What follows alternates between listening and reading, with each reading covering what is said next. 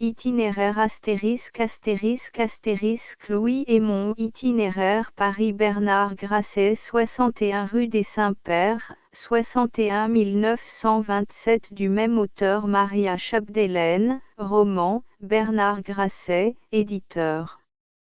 La belle que voilà, Bernard Grasset, éditeur. Colin Maillard, roman, Bernard Grasset, éditeur. Battle in Malone, roman, Bernard Grasset, éditeur. Il n'a été tiré de cet ouvrage que 50 exemplaires pour les archives de la maison Grasset, et numéroté de 1 à 50. Tout droit de traduction, de reproduction et d'adaptation réservé pour tous pays. Copyright by Bernard Grasset, 1927. Itinéraire de Québec à Montréal. Une gare sans prétention, de longs quais de bois, et de chaque côté les trains du Pacifique canadien, qui attendent. Les bâtiments de la gare cachent Québec, des hommes canadiens, anglais ou français arrivent sans se presser, une valise unique à la main, mâchant un cigare, et s'installant n'importe où, comme s'ils prenaient un train de banlieue. Un groupe de jeunes filles échange avec une amie qui s'en va d'interminables adieux bruyants et niais, ponctués de rires, de sorte que ce départ de Québec est pareil à tous les départs, et que la juxtaposition des deux races rappelle seulement les scènes habituelles à la gare du Nord ou à celle de Charing Cross, autour des trains Paris-Londres. Mais dès que ce train-là s'est ébranlé, la différence se fait perceptible et tout à coup frappante.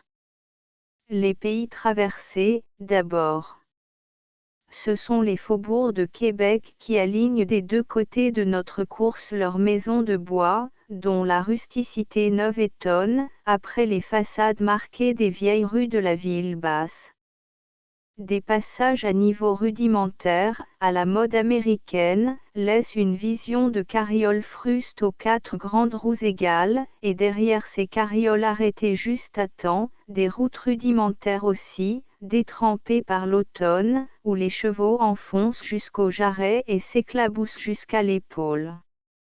Puis avec le recul nécessaire, Québec apparaît, et la haute butte du fort, que les maisons d'autrefois couvrent et entourent, conserve en se rapetissant dans le lointain presque toute sa pittoresque majesté.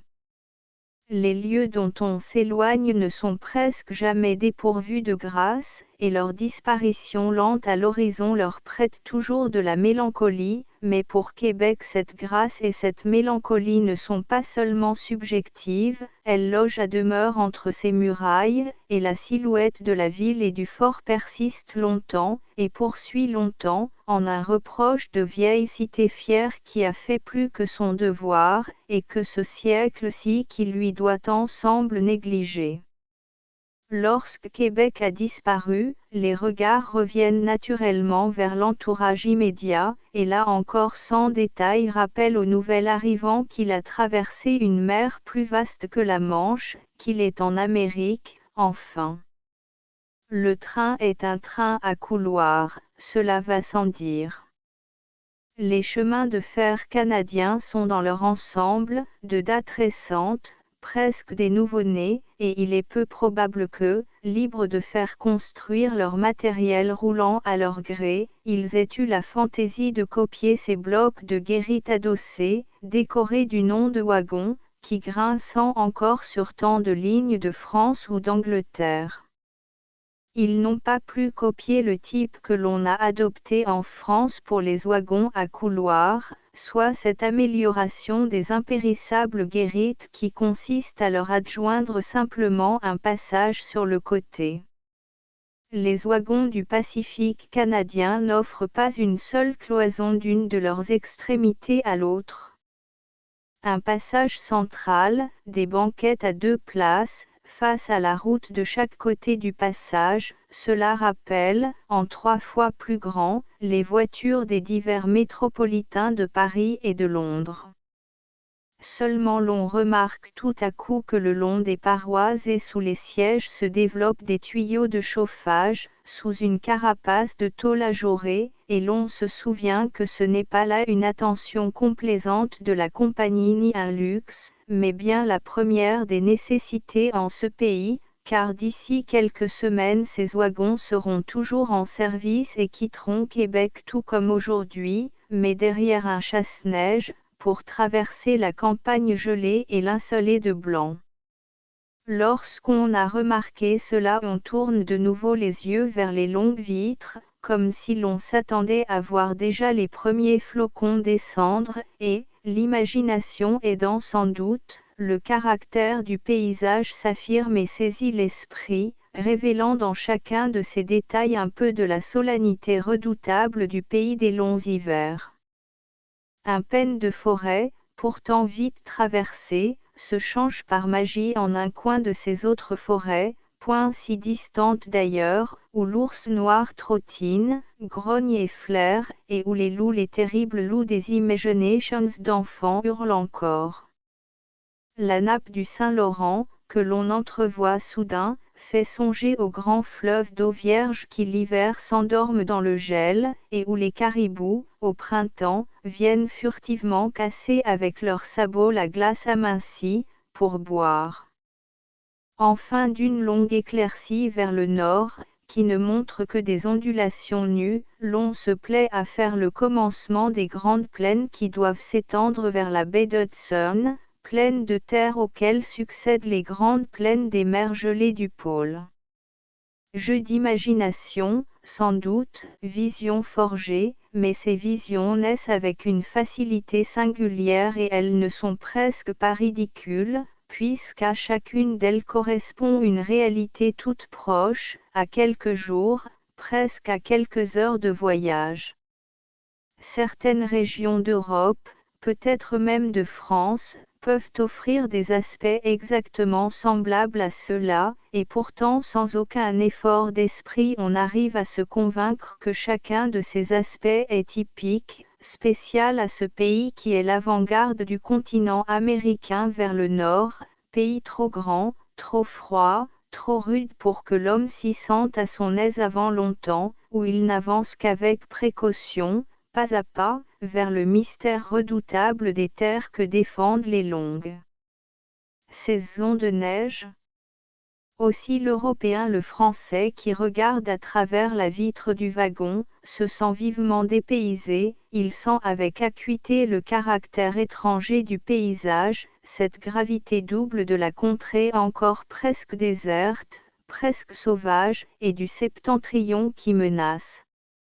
Dans ces grands wagons américains, il se prend à songer que le train, le rapide quotidien de l'Ouest, lorsqu'il aura passé Montréal, s'en ira d'un seul galop vers les grandes plaines de blé qui sont encore plus désertes, encore plus neuves, vers les provinces et les villes dont les noms mêlent les consonances britanniques et les vieilles consonances indiennes, le Manitoba, la Saskatchewan, l'Alberta, Winnipeg, Nipawin, Calgary, vers Vancouver, qui s'ouvre sur le Pacifique et sur l'Orient.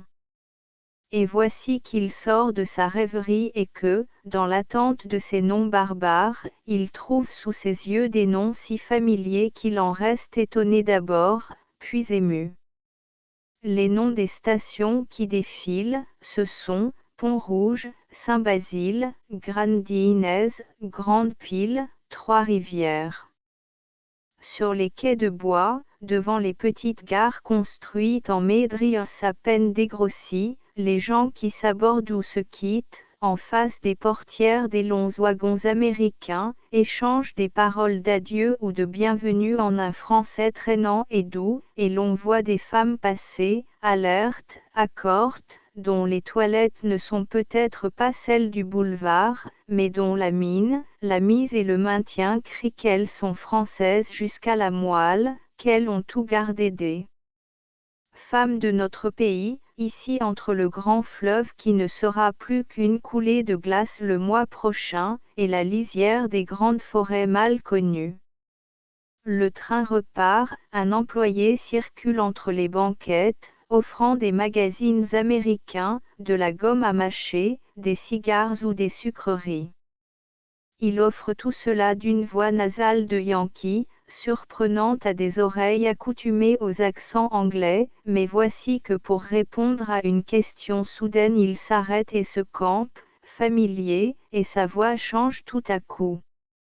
Ouais, fait-il.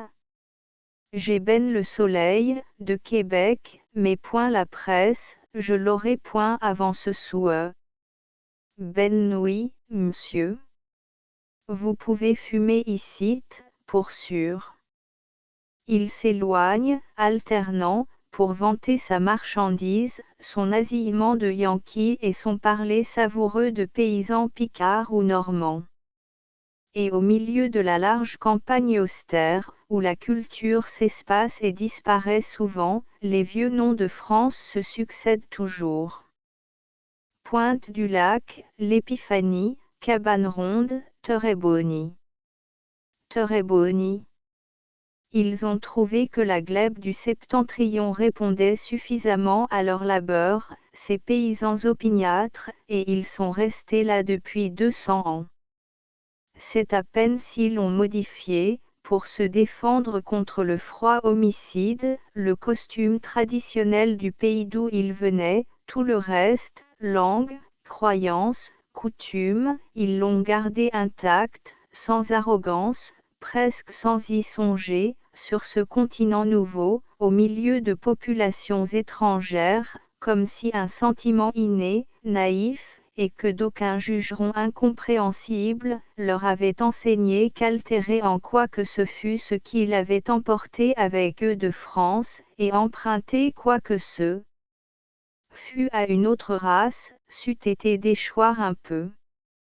Sur la terrasse un large boulevard de planches, accroché au flanc de la colline de Québec tout près du sommet. Plus haut il n'y a guère que les talus de la vieille forteresse, plus bas la pente abrupte dégringole. Au pied de la colline la ville basse, toute ramassée sur elle-même, serrée entre cette pente insurmontable et le fleuve. Vu de cette hauteur le Saint-Laurent paraît étroit, et la rive sud toute proche, l'agglomération de maisons que porte celle-ci est Lévis, un faubourg de Québec que l'absence de pont élève à la dignité de ville séparée. Les deux berges sont découpées en cales où des vapeurs s'amarrent, elles sont bordées de hangars sur plusieurs points, et ces hangars, ces vapeurs, d'autres vapeurs plus petits qui font un va-et-vient incessant entre les deux rives, donnent l'illusion d'un vrai grand port moderne, que la vie commençante anime. Mais quand les regards se détournent et vont un peu plus loin à droite ou à gauche, les choses reprennent leurs proportions véritables et l'on perçoit que c'est la ville qui est l'accessoire, et non le fleuve. Ce fleuve n'a pas l'aspect asservi, humilié, des cours d'eau qui traversent des villes anciennes et grandes depuis si longtemps qu'ils ont perdu leur personnalité propre et leur indépendance et sont devenus quelque chose de plus hideux encore que des routes qui marchent, les trottoirs mouvants du trafic urbain. Le Saint-Laurent à Québec n'a pas connu les quais qui brutalisent l'eau, ni les ponts qui l'humilient, car les estacades de bois qui bordent çà et là son lit sont discrètes et presque invisibles, et d'ailleurs le bois s'accorde naturellement avec l'eau et n'a jamais cet aspect insultant de murs de prison qu'ont les quais de pierre. Au sortir de la ville, et des deux côtés, les berges reprennent promptement leur caractère primitif, plates et marécageuses en aval, au-delà de la rivière Saint-Charles, en amont plus abrupte, surtout la rive nord, où la colline de Québec se prolonge en une arête dont le flanc reste sur quelque distance proche de l'eau. Si près de Québec ces berges du Saint-Laurent sont encore intactes, presque vierges, et précisément telles qu'elles devaient l'être il y a 3 ou 4 siècles, au temps où les pirogues de peau des Indiens étaient les seules embarcations qu'eût connues le fleuve. Les forêts qui s'élevaient peut-être là ont disparu, rien d'autre n'a été changé, et des deux côtés le sol s'enfonce dans l'eau irrégulièrement, comme il lui plaît. On devine cela du haut de la colline de Québec, de la terrasse qui surplombe, et cette étroitesse des limites jusqu'où s'est étendue l'empreinte humaine, jointe à la largeur du fleuve libre, laisse l'impression que c'est bien là un pays neuf, que l'homme n'a fait qu'Égratignure, et que Québec elle-même, la vieille ville, n'est après tout qu'une toute jeune personne, à la manière dont se mesure d'ordinaire la vie des cités. Et pourtant, au pied de la colline, le désordre des maisons disparates de la ville basse, l'étroitesse des ruelles qui les séparent, et qui de haut sont pareilles à des crevasses dont le fond reste caché, le marché, Champlain, où les ménagères circulent sans grande hâte et stationnent volontiers, formant des anneaux sombres autour des taches plus vives des légumes étalés, comme tout cela est peu, nouveau monde. Combien y a-t-il de villes françaises où le jour du marché ramène ponctuellement une scène en tout point semblable à celle-ci, vue, par exemple, du haut d'un clocher. Et l'on devine que la digne femme qui marchande des choux avec un paysan en gilet de chasse et casquette noire, emploie précisément les mêmes mots, les mêmes gestes et les mêmes maoses de dédain que doit employer, à cette même heure, une homonyme, une autre dame guignonne, ou normandin, ou robichaud, qui achète aussi des légumes sur la grande place d'un chef-lieu d'arrondissement, quelque part, chez nous. Et voici que Québec la jeune, Québec la cité d'Amérique, Québec que la campagne sauvage enserre étroitement, prend, aux yeux d'un homme des grandes villes, cet aspect de calme ancien, de répit, de paix un peu somnolente qu'ont les petites villes de province, au matin, pour les Parisiens arrivés dans la nuit. Les vapeurs qui relient de leur va-et-vient continuel les deux berges du fleuve, Québec et Lévis, sont tout munis d'une sorte de gigantesque balancier qui s'élève au-dessus du pont et oscille sans cesse, ému en apparence par deux tiges fixées à ses extrémités et qui s'enfoncent dans deux puits à l'avant et à l'arrière. Cela peut être très mécanique et très moderne, mais cela est surtout comique, pour un profane, et tout à fait pareil de loin à d'ingénieux jouets à 13 sous.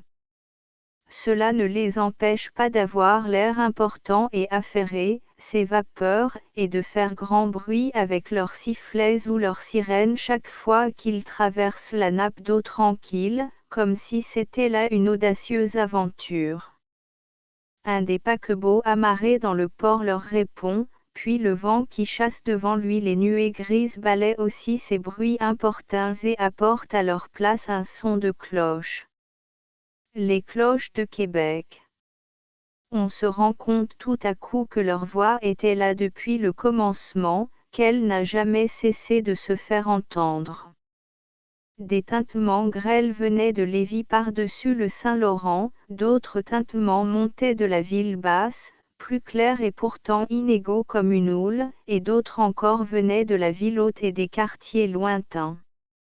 Ensemble ils formaient une voix qui montait et descendait avec chaque souffle de vent, s'éteignait pour s'élever de nouveau après quelques secondes, obstinée et grave.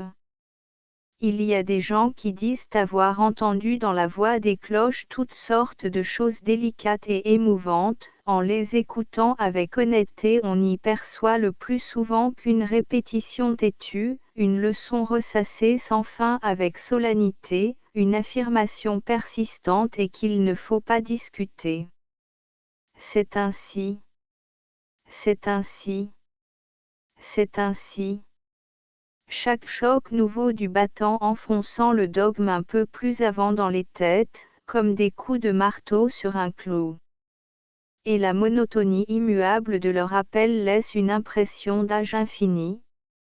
Des brumes traînantes que le vent déchire et ressoude sans cesse viennent du golfe comme un cortège. Passant bas au-dessus du fleuve, elles forment un défilé de taches opaques entre lesquelles on distingue pourtant çà et là la surface de l'eau, ou des morceaux de la rive sud, qui semblent s'éloigner. Puis, quand ces nuées ont passé, l'on voit que l'air a perdu de sa transparence, obscurci, strié de gouttelettes qui tombent, il estompe tout sans rien faire disparaître, et Lévis, le Saint-Laurent, Québec elle-même, se fondent en un grand décor gris, indistinct, qui respire à la fois la mélancolie et la sérénité. Et le son des cloches vient toujours à travers la brume grise. Sur le fleuve, les petits vapeurs avec leurs gigantesques balanciers comiques continuent leur va-et-vient, sifflant et mugissant avec impatience. Le marché Champlain n'est plus qu'un toit de parapluie, la ville basse s'attriste sous l'ondée, piteuse et quelconque. Mais les cloches ne s'arrêtent pas un instant de se répondre d'une rive à l'autre, et d'un bout à l'autre de cette ville qui leur appartient. Leur voix témoigne que Québec n'a rien appris ni rien oublié, qu'elle a conservé miraculeusement intacte la piété ponctuelle d'autrefois. C'est peut-être pourquoi Québec prend cette physionomie d'aïeul, aux yeux des païens d'outre-mer. Elle est vieille comme les vieilles cathédrales, comme les prières en latin, comme les reliques vénérables et fragiles dans leur chahesse. Elle a l'âge des rites anciens qu'elle a apportés avec elle sur un sol nouveau et fidèlement observé. Mais en l'honneur de quel saint de légende sonnaient-elles ce jour-là toutes ensemble, les cloches de Québec? Dans les rues de Québec, que Québec est une cité historique, la plus intéressante peut-être, historiquement, de l'Amérique du Nord, unique en son genre sur ce continent, une cité où la jeune Amérique vient visiter pieusement des vestiges qui remontent à 200 ans, comme la vieille Europe va pieusement visiter à Rome des vestiges qui remontent à 2000 ans, tout le monde sait cela. Mais c'est aussi une cité plus complexe qu'on ne veut bien le dire. Les Américains et les Canadiens de l'Ouest y mettent un rien de parti pris. Il leur plaît de faire de Québec une vénérable ruine qui se tient encore debout par miracle, d'exagérer la vie passée de la cité aux dépens de sa vie présente. Même sa voisine Montréal, qui compte maintenant plus d'un demi-million d'habitants contre 70 000 que compte Québec, prend souvent pour parler de cette dernière un ton protecteur, un peu apitoyé, le ton que prennent les « demoiselles de la ville » pour parler des grands-parents restés au village. C'est « la vieille capitale »,« la vieille ville » et d'autres expressions où l'adjectif « vieille » revient souvent, employé d'une manière un peu ambiguë. Ce peut être une marque de respect, il serait difficile de prouver le contraire, mais lorsque l'on personnifie des villes, c'est toujours à des femmes que l'on songe, et entre femmes cette insistance constante sur la différence d'âge n'est pas toujours regardée, je crois, comme une marque d'amitié. Peut-être y a-t-il en ce cas un tout petit ressentiment provoqué par le fait que Québec est encore la capitale de la province et le siège du gouvernement. Les Montréalais se défendront sans doute d'une aussi mesquine jalousie, et vraiment il vaut mieux les croire. D'ailleurs Montréal a bien d'autres soucis, entre autres celui de défendre âprement sa position de « plus grande ville du Canada », contre sa rivale de l'Ontario, Toronto, qui est, elle, différente de race, de religion et de langue. Mais les autres provinces mettent un peu d'affection à regarder Québec comme une curiosité de musée, déplacée en ce siècle-ci. Leurs habitants anglo-saxons la traitent aussi de « vieille ville », mais ils y ajoutent un autre adjectif, vieille ville française, sans mépris ni inimitié, et simplement pour désigner le seul trait de la physionomie de Québec qui les ait frappés. S'ils viennent du Manitoba ou de l'Alberta, par exemple, provinces qui paraissent s'américaniser peu à peu sous l'influence des très nombreux immigrants des États-Unis qui viennent s'y établir chaque année, ils verront les choses avec les mêmes yeux que les touristes de New York, Boston ou Chicago qui viennent pendant l'été. L'étrangeté de rues étroites, souvent tortueuses, bordées de maisons qui ne sont pas assez vieilles pour être des curiosités architecturales, mais qui sont pourtant vieilles, et le montrent. Les noms français partout, sur les plaques apposées au coin des rues, au front des magasins. Les marchandises étiquetées le plus souvent en français. Les consonances du parler français autour d'eux. Voilà ce qu'ils remarqueront naturellement, et ce qui leur donnera cette impression de dépaysement, d'excursion en terre étrangère, qu'ils goûteront, ou ressentiront comme un affront, selon leur tempérament. Un Français venant directement de France, au contraire, et qui n'aura pas eu le temps de vraiment perdre contact avec les choses de son pays, remarquera surtout dans Québec non pas ce qui est français, mais ce qui ne l'est point. Des rues qui le plus souvent ne sont ni pavées ni même macadamisées, bordées de rudimentaires trottoirs de planches, des tramways électriques escaladant des rampes invraisemblables, les visages généralement glabresses des Canadiens français, surtout des jeunes gens, leurs vêtements de coupe américaine, leurs chapeaux ronds de feutre mou et de forme américaine, leurs chaussures américaines aussi. Aux devantures des magasins les prix marqués en dollars. Les mots anglais, intacts ou grossièrement francisés, intervenant de façon inattendue dans des phrases françaises. Autant de détails qui ne pourront manquer de surprendre un Français s'il a pris littéralement ces qualificatifs de « vieille ville française » que les gens venant d'autres pays que la France appliquent à Québec en toute sincérité. De sorte que la plupart des touristes qui visitent Québec semblent voués par la force des choses à n'en vraiment voir qu'une moitié. Or, c'est précisément ce caractère double de Québec ville française greffé sur le sol américain qui la rend si étrangement différente des autres villes. À peine sur les quais du port on commence à sentir l'amalgame. Les docks ne donnent pas l'impression qu'ils sont organisés d'une façon bien moderne, et sans doute les États-Unis ont-ils beaucoup mieux à montrer, pourtant le train qui vient chercher la malle afin de l'emporter vers l'ouest comporte-t-il déjà les gigantesques wagons qui sont la règle sur le sol américain. Les portefaix et les employés de la douane sont bilingues, par quoi il faut entendre qu'il emploie le français ou l'anglais alternativement selon le besoin du moment, et, fort souvent, les mélange.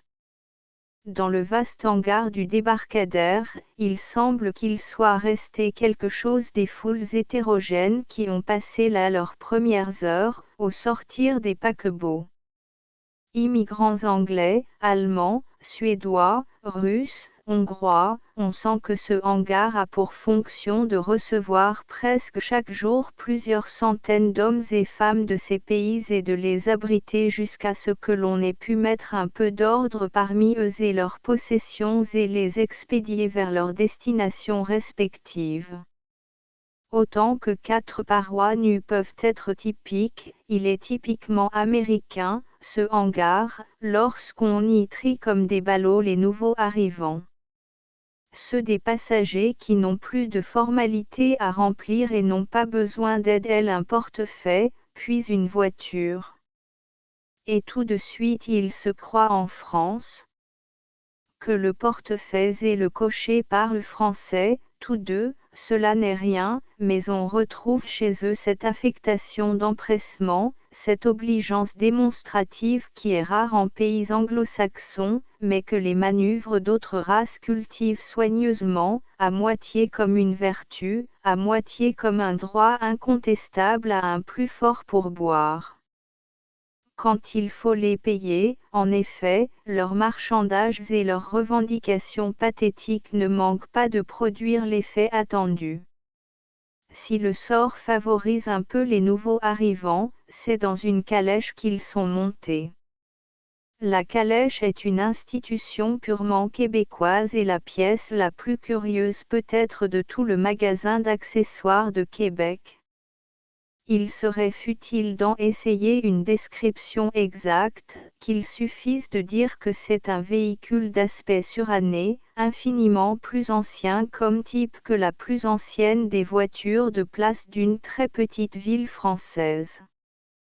Cela a 4 roues grêles, un haut marchepied, 2 sièges opposés, assez incommodes, et souvent une de ces indescriptibles portières qui persistent à n'être ni ouvertes ni fermées, et qu'il faut tôt ou tard se résigner à tenir de la main dans une position qui n'est guère qu'un compromis. Il est impossible de croire que l'on construise encore des calèches du type québécois de nos jours, ou bien est-ce alors qu'on donne aux calèches neuves, par quelque procédé secret, la patine d'une haute antiquité avant de les laisser sortir dans les rues, attelées d'un très vieux cheval, conduites par un très vieux cocher. Qu'un cas à la calèche s'en va dans les rues de Québec, qui à l'automne ressemblent à des fondrières.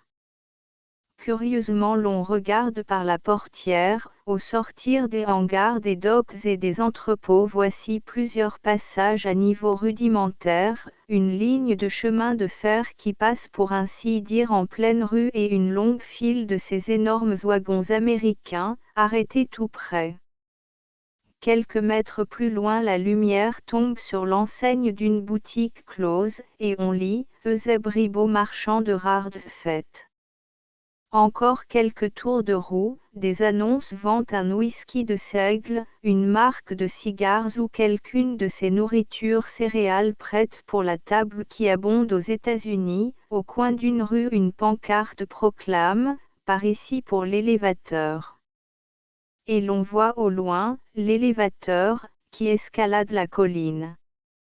Un jeune homme arrêté au bord d'un trottoir de bois mâche un cigare, les mains à fond dans les poches, son chapeau de feutre mou rabattu sur les yeux, ne laissant voir qu'une moitié de son masque osseux et glabre de Yankee, et juste au moment où l'impression d'américanisme devient aiguë et étouffe les autres, la calèche ralentit, s'arrête, le cocher dit cordialement « C'est icitte, monsieur ».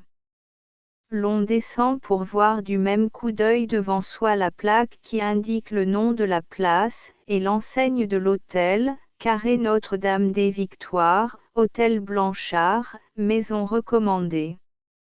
Noter tous ces contrastes de détails l'un après l'autre est évidemment un jeu un peu enfantin, mais il serait plus superficiel encore de ne voir qu'un aspect de Québec et d'en faire le caractère complet et définitif de cette cité unique, où deux modes de voir se mélangent et se marient comme deux arômes. Dans les rues de Québec. Il y a naturellement 5 ou 6 de ces rues que tous les touristes sans exception visitent consciencieusement parce qu'elles sont mentionnées dans les guides et parce que ce sont celles qui corroborent cette description facile et incomplète de « vieille ville française » que l'on retrouve partout. Toutes les rues de la ville basse qui sont étroites et quelque peu tortueuses, d'abord. Certaines n'ont pas d'autre mérite que ceux-là. Les maisons qui les bordent sont quelconques, vieilles façades dont la pierre est un peu effritée, le bois un peu vermoulu, derrière lesquelles on devine une charpente de grosses poutres taillées à la hache dans des troncs abattus à la hache à une époque où les scieries à vapeur ne couvraient pas encore le sol canadien, comme aujourd'hui. Ça et à cette antiquité relative est assez apparente pour donner à un extérieur un caractère marqué, mais on ne voit pas de toit pointu ni d'étage qui surplombe, et un voyageur qui se souvient de telle ville d'Europe qu'il a visitée sourira sans doute d'entendre traiter Québec de « vieille ville » pour ses seuls vestiges. Il suffit aux Américains, pourtant. Ces derniers, ceux d'entre eux tout au moins qui n'ont pas encore fait l'Europe, s'ébahissent de voir des rues qui ne sont pas parfaitement droites, ni larges de 30 pieds, et dont chaque maison manifeste vis-à-vis de l'alignement général une belle indépendance. La plupart de ces visiteurs, s'ils étaient sincères, savouraient plein de mépris seule une minorité qui préfère le pittoresque à la propreté, à la commodité et à l'hygiène pour les villes qu'elle n'habite pas admire les ruelles de Québec avec honnêteté. Un Français sera plus difficile. Il lui plaira sans doute de retrouver des aspects presque familiers sur une terre lointaine, mais pour aimer les rues du vieux Québec et en tirer des impressions vives il faudra qu'il parcourt, à défaut d'autres villes d'Amérique, les rues du Québec nouveau. Car Québec est une cité bien vivante et qui se développe encore, voilà ce qu'il ne faut pas oublier. Elle se développe de trois manières, par l'accroissement normal de sa population, par le déplacement qui commence de la population rurale vers les villes, enfin par le dépôt de l'alluvion humain, inévitable dans une ville par où passent les 2/3 de l'immigration canadienne, soit plus de 200 000 hommes et femmes chaque année. Et une parenthèse ouverte ici sur ce développement présent et futur de Québec évitera d'avoir à y revenir plus tard. L'accroissement normal de la population est en proportion de la natalité, qui est, on le sait, considérable. La renommée est parvenue jusqu'en Europe de ces familles canadiennes françaises qui comptent 12 et 15 enfants, et elle a suffi à faire écarter définitivement l'hypothèse que l'on a avancée à propos de la dépopulation, à savoir que notre race est inféconde en soi. La seconde cause de développement de Québec, qui s'applique également à toutes les autres villes de la province, pourra surprendre les Européens qui songent encore au Canada comme à un pays purement agricole où le problème de la concentration lente vers les cités n'existe pas. C'est pourtant un fait que malgré la forte natalité la population rurale ne s'augmente que dans des proportions très faibles dans les deux provinces les plus vieilles du Canada, celles de Québec et l'Ontario. D'un recensement à l'autre on constate que ce sont surtout les villes qui ont gagné, les Canadiens français des campagnes commencent déjà à se déraciner, soit pour grossir le demi-million d'habitants de Montréal, soit pour se concentrer autour d'autres villes plus petites et qui commencent également à devenir manufacturières, soit enfin pour passer la frontière et se fixer aux États-Unis. Ce mouvement sera peut-être enrayé en partie, mais il existe déjà. Enfin, il y a cette autre raison de développement que Québec doit à sa situation, et celle-là suffirait à ridiculiser le parti pris des Canadiens de l'Ouest, qui se plaisent à considérer la « vieille ville française » comme une ville stagnante et dont le rôle est fini. Toute cette part de l'immigration canadienne qui vient d'Europe et c'est de beaucoup la plus importante passe par le Saint-Laurent, et sur le Saint-Laurent, Québec est la première étape et la première ville digne de ce nom. Les paquebots continuent ensuite jusqu'à Montréal, il est vrai, et Montréal semble croire qu'elle est le terminus naturel des lignes de navigation. Cela n'est pas très sûr. Le cours du fleuve est très irrégulier au-dessus de Québec, en certains endroits relativement étroits et profonds, il s'élargit à d'autres en lacs semés de hauts fonds, et où la moindre erreur de direction provoque un échouage. De là les taux très élevés des assurances maritimes sur les navires qui remontent le fleuve.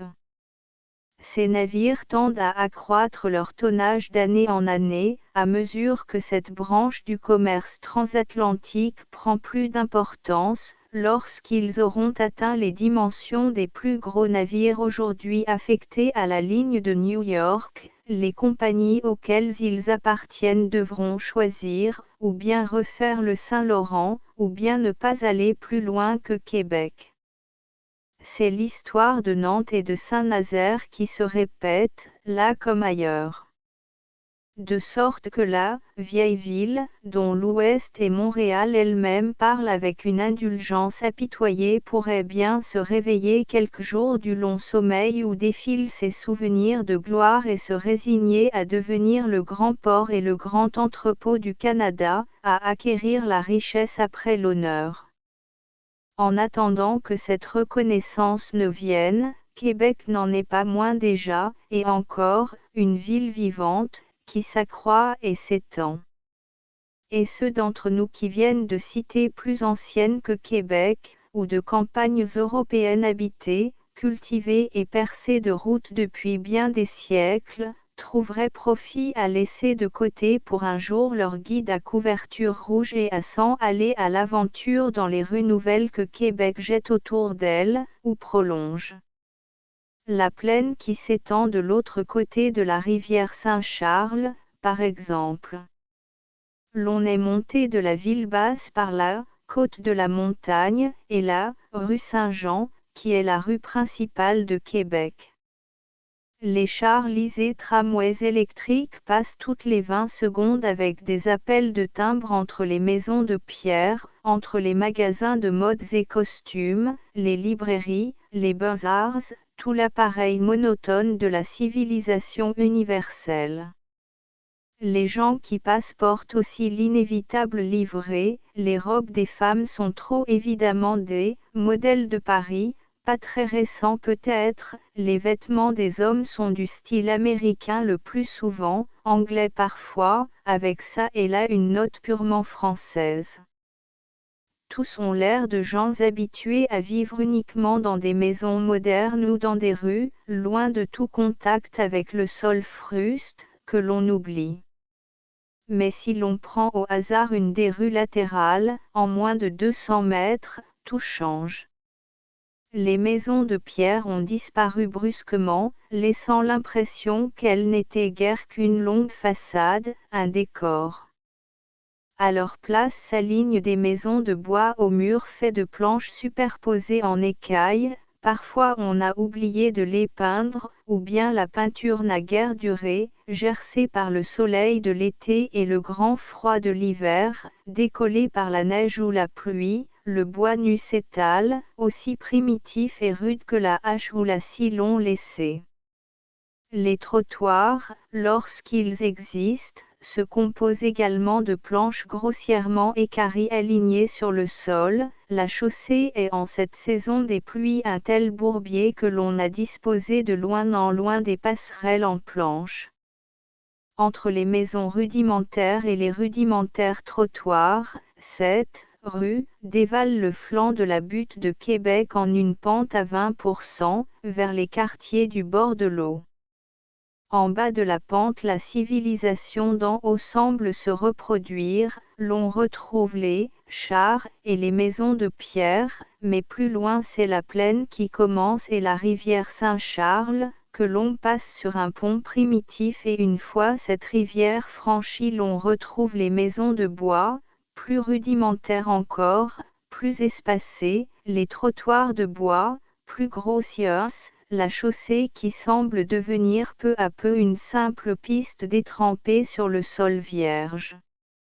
Une banlieue, mais une banlieue qu'on s'envoisine de la sauvagerie définitive. Les voitures qui passent sont des buggies américains, aux 4 roues grêles égales, ou bien des carrioles d'un type analogue, mais plus frustes, leurs roues sont boueuses jusqu'au moyeu, les chevaux qui les traînent sont crottés jusqu'au poitrail. Beaucoup sont conduites par des hommes qui ne peuvent être que des paysans, ils ont le masque terriblement simple et obstiné de ceux qui se battent avec la terre. Et ce sont des masques de paysans français, la ressemblance échappe parfois, mais elle est parfois frappante, figure familière sous les feutres bosselés ou les casquettes, silhouette familière même sous les confections américaines aux larges épaules matelassées. Ils mènent leur cheval le long de la route défoncée sans songer à s'en plaindre, car ils n'ont jamais connu de meilleur chemin. Peut-être même cette route leur paraît elle excellente ici comparée à la simple piste indienne qu'elle va devenir plus loin, à quelques milles à peine de Québec, bien avant qu'ils ne soient arrivés chez eux. La ville disparaît déjà, c'est la campagne qui commence, non pas la campagne polie et ratissée de nos pays de l'Europe occidentale, mais le sol tel quel, sans phare, se fondant insensiblement dans le vrai pays du Nord, à peine gratté çà et là, où les habitations sont comme des îles semant l'étendue barbare. Et peu à peu l'on oublie les maisons et les routes, et c'est à la race que l'on songe, à la race qui est venue se greffer ici, si loin de chez elle, il y a si longtemps, et qui a si peu changé. Venue des campagnes françaises, camper ici la première, dans ce pays qu'elle a ouvert aux autres races, elle a dû subir d'abord les influences profondes de l'éloignement, des conditions de vie radicalement différentes de celles qu'elle avait connues jusque-là, petite nation nouvelle qu'il fallait échafauder lentement dans un coin du grand continent vide. Et à peine cette nation reposait elle sur des bases solides que c'était déjà l'arrivée des foules étrangères, l'invasion des cohortes qui se bousculaient pour passer par la brèche toute faite. En droit, la suzeraineté britannique, en fait l'afflux toujours croissant des immigrants de toutes nations, qui finissaient par constituer une majorité définitive. Voilà ce que le Canada français a subi. Comment l'a-t-il subi ? Comment a-t-il résisté à l'empreinte ? On peut revenir alors vers les rues du Vieux-Québec pour y chercher une réponse. Ces rues et ce qu'elles montrent, tout cela prend un aspect différent ou plutôt un sens différent, lorsqu'on revient des pistes de la banlieue, où l'écart qui existe entre cette contrée et les contrées d'Europe s'est fait tangible.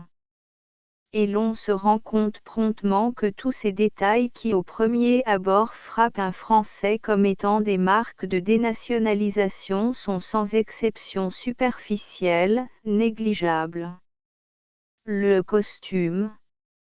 Il faudrait vraiment être enclin à la morosité pour reprocher aux Canadiens français de n'avoir pas constamment suivi, depuis 200 ans qu'ils sont ici, les modes diverses qui se sont succédé en France.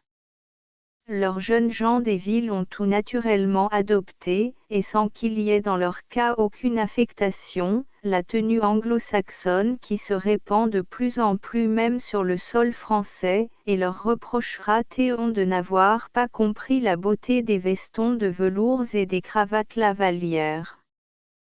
Quant aux habitants des campagnes, leur costume est forcément pendant 5 mois de l'année, un costume qui ne peut avoir d'équivalent en France, puisqu'il a pour fonction de les protéger contre le grand froid, et le reste du temps leurs vêtements sont les vêtements de travail du paysan, qui sont partout à peu près les mêmes. Le système monétaire.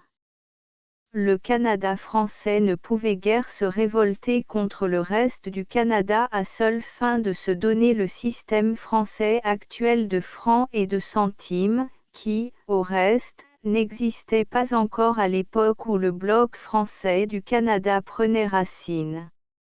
Du système canadien-américain de dollars et de cents, il a promptement fait quelque chose qui lui appartient en propre en dénommant les dollars des piastres, et les cents des centimes, ou des sous. Un chauvin fraîchement débarqué du paquebot s'arrêtera peut-être devant une vitrine où s'étalent des complets de coupe américaine, dont le prix sera indiqué par un chiffre quelconque précédé du signe $, et il secouera la tête avec une tristesse un peu comique, en songeant que ceux qui traitaient Québec de « ville française, habitée par des Français » en ont menti. Mais avant qu'il ne soit reparti, des Québécois s'arrêteront à leur tour derrière lui, et il les entendra causer entre eux. Des belles rardes, ça. Ouais. Regarde ce capot-là, donc, à 15 piastres. Et notre chauvin s'en ira tout réconforté, gardant longtemps dans l'oreille la musique des mots français et de l'accent du terroir. Si l'on prend l'une après l'autre d'autres manifestations extérieures de l'âme intime du Canada français, ces 1000 détails qui sont en somme les seules choses sur lesquelles on puisse, au premier jour, méditer sans ridicule, l'impression reste la même. Il y a eu sans doute une évolution logique, différente de l'évolution qui a pris place dans le même temps sur le sol français, et peut-être même par parallèle, mais ce n'a été qu'une évolution, et les traces d'assimilation, d'empreintes laissées par une autre race, sont bien difficiles à trouver. Les suzerains britanniques, ayant eu la délicatesse de ne rien imposer de leur mentalité et de leur culture, se sont trouvés également incapables d'en rien faire accepter par persuasion. Les Canadiens français leur ont emprunté leur langue pour s'en servir quand il leur plaît, pour leur propre avantage. Pour le reste, il ne semble pas leur être venu à l'esprit qu'ils puissent trouver grande chose qui valût d'être empruntée. Les rues du Vieux-Québec sont un témoignage. En s'enfonçant plus avant dans le Canada français, l'on trouvera que les traits extérieurs qui rappellent l'ancienne patrie se font de plus en plus rares, et disparaissent souvent, et l'on pourrait être tenté de croire que tout ce qu'il y a de français sur le sol américain disparaît en même temps. De peur que cette apparence n'en impose dès la première heure, Québec conserve intact le décor ancien et précieux de la ville basse. Ce n'est pas une simple copie de vieille ville française, et il faut s'en réjouir, mais bien une ville canadienne déjà, et ses ruelles sont sur des routes bosselées qui se fondent en pistes dans la campagne presque vide. Seulement ces ruelles apportent une sorte d'obstination à montrer une fois pour toutes, et par 100 signes évidents, de quel pays venaient les hommes qui les ont créées, qui ont depuis lors poursuivi leurs tâches, et qui n'ont guère changé. De Liverpool à Québec et au bureau de la ligne allant, dans Cockspur Street, un employé présente les deux faces du dilemme d'une manière concise et frappante. Pour aller à Montréal, dit-il, vous avez le choix entre deux de nos services, celui de Liverpool et celui de Londres-Le Havre. Par Liverpool, la traversée dure 7 jours. Sur la ligne du Havre, on mange à la française, avec du vin au repas. La traversée dure 13 jours.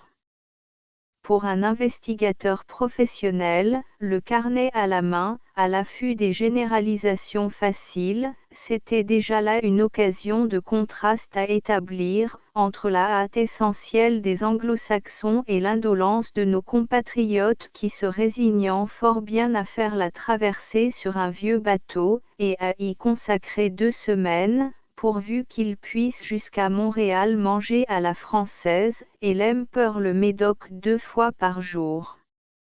Mais après 8 ans de Londres, les contrastes anglo-français ont perdu leur relief, et les généralisations ne semblent plus aussi faciles ni aussi sûres. Je n'ai songé qu'à peser le pour et le contre. 13 jours en mer, c'est tentant. Mais octobre s'avance déjà, et il est bon de se ménager quelques semaines pour aviser, une fois là-bas, avant que ne descende l'hiver, cet hiver qu'on s'imagine si redoutable de loin. Je suis donc parti par Liverpool, 4 jours plus tard. 7 jours de mer. Bonne mer, pas assez houleuse pour être gênante, assez pour n'être point insipide. Donc peu de malades, ou tout au moins peu de gens qui soient franchement malades, un assez grand nombre, que l'appréhension bouleverse, conserve pendant toute cette semaine le teint curieusement verdâtre des inquiets, ou bien descendent gaillardement dans la salle à manger, le matin, gais et faraud, taquinent un œuf ou une assiette de gruau, et remontent sur le pont sans attendre la fin du repas, sans précipitation, dignement, mais en détournant des victuailles leurs narines qui palpitent, et jetant à leurs voisins de table quelques prétextes ingénieux. Passagers de toutes sortes, pas mal de Canadiens qui ont passé l'été en Angleterre, et rentrent, plusieurs jeunes Anglais qui font la traversée pour la première fois, envoyés par des maisons de commerce de leur pays, et quelques autres qui sont partis à l'aventure, et bien que ce soit la mauvaise saison. entre ces derniers un lien subtil semble s'établir. Ils se jaugent l'un l'autre à la dérobée, et songent, celui-là a-t-il plus de chance que moi de réussir? Combien d'argent a-t-il dans sa poche, c'est-à-dire, combien de temps pourra-t-il attendre, s'il faut attendre, sans avoir faim? Et l'on note les contours des épaules et l'expression de la figure, à moitié fraternellement, à moitié en rival. S'il ne trouve pas le travail qu'il veut, cet employé à poitrine plate, sera-t-il de taille à faire le travail qu'il trouvera?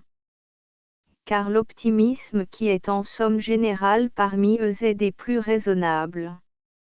L'on n'en voit guère qui s'imaginent aller vers un Eldorado magnifique, d'où ils pourront revenir après très peu d'années pour vivre chez eux dans l'aisance. Ils espèrent évidemment réussir là mieux qu'en Angleterre, puisqu'ils sont partis, mais ils se rendent compte aussi qu'ils y trouveront une lutte plus âpre, un climat beaucoup plus dur, et surtout cette atmosphère de cruauté simple d'un pays jeune qui est en marche et n'a guère le temps de s'arrêter pour plaindre et secourir ceux qui tombent en route, n'ayant pas réussi.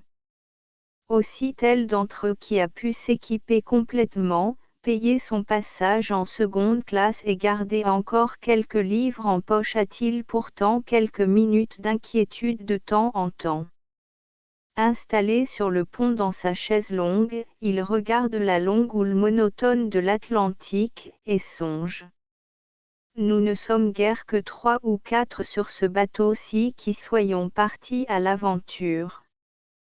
C'est la mauvaise saison, la mauvaise saison. Et il essaie d'évaluer à peu près tous les X du problème, le froid de l'hiver qui vient, le vrai grand froid qu'il ne connaît pas encore, les conditions de vie et de travail dans ce pays nouveau, les chances qu'il a de trouver de suite ou presque de suite un emploi qui le fasse vivre. Des phrases des opuscules officiels sur l'émigration lui remontent à la mémoire. Les ouvriers agricoles et les artisans sont ceux qui doivent aller au Canada, et les seuls qui aient une certitude de réussite. Les hommes exerçant des professions libérales, les employés, etc., auraient tort d'émigrer. Les artisans et les paysans, il y en a sur ce bateau, mais en 3e classe, ceux-là trouveront du travail sitôt débarqués et n'ont aucun sujet d'inquiétude. L'homme appartenant à une de ces diverses classes, qui aurait tort d'émigrer, est au contraire en proie à un malaise, il se lève et va rejoindre d'autres passagers qui n'en sont pas à leur premier voyage pour leur demander un encouragement indirect. Négligemment, il interroge, aviez-vous quelque chose en vue, vous, quand vous avez traversé pour la première fois? L'un répond, oui. Un autre dit, non, mais c'était au printemps, en ce moment c'est la mauvaise saison, voyez-vous. La mauvaise saison. Il n'est pas d'expression plus décourageante, et la silhouette du continent dont on approche, silhouette contemplée si souvent sur les cartes qu'elle se matérialise automatiquement lorsqu'on y songe, prend un aspect menaçant et hostile. Tous les jeunes gens qui auraient tort d'émigrer, et qui ont émigré pourtant, s'efforcent d'imaginer quelques-unes des rigueurs qui les attendent, ils passent en revue tous les métiers divers qu'ils se croient capables d'exercer au besoin, et ils finissent par se dire qu'ils se débrouilleront bien, et par s'envelopper douillettement de leur couverture de voyage, pour jouir pleinement de ce qu'ils ont d'assuré, une demi-semaine encore de confort, avec 4 copieux repas par jour qui paraissent importants et précieux à l'approche de toute cette incertitude. D'autres n'ont aucune espèce d'inquiétude, ce sont ceux qui ne vont pas au Canada pour réussir, mais simplement pour vivre leur vie, en long et en large, et voir quelque chose qu'ils n'ont pas encore vu. Ils ne s'inquiètent pas, parce que ce qui leur arrivera sera forcément quelque chose de neuf, et par conséquent de bienvenu. À 5 jours de Liverpool, un brouillard épais descend sur la mer, et il commence à faire froid. Un des officiers du navire explique que nous sommes sous le vent du Labrador, et pour tous ceux des passagers qui en sont à leur première traversée, rien que ce nom, Labrador, semble faire encore descendre la température de plusieurs degrés. Nous passerons trop loin de Terre-Neuve pour en voir la côte, et nous ne croiserons pas d'iceberg non plus, car en cette saison ils ont déjà passé, sans allant majestueusement vers le sud, tout au long des mois d'été, fondant un peu tous les jours, un pèlerinage qui est aussi une sorte de lent suicide. La première terre aperçue est donc l'île d'Anticosti. En bon français, j'ai toujours mis mon point d'honneur à ne connaître un peu la géographie que des pays par où j'ai passé. J'ignorais donc tout simplement l'existence de cette île, qui a pourtant plusieurs titres de gloire. Elle est à peu près de la taille de la Corse d'abord, et, au fait, d'où lui vient ce nom de consonance italienne. Mais, surtout, elle appartient à Monsieur Henri Meunier. La dynastie des chocolatiers s'est montrée infiniment plus moderne et plus avisée que celle des sucriers dans ses acquisitions de territoire. Monsieur Meunier n'a pas eu à occuper Anticosti de vive force, il s'est contenté de l'acheter, j'ignore à quel prix, mais vu les dimensions de ce lopin de terre, le mètre carré a dû lui revenir à peu de choses.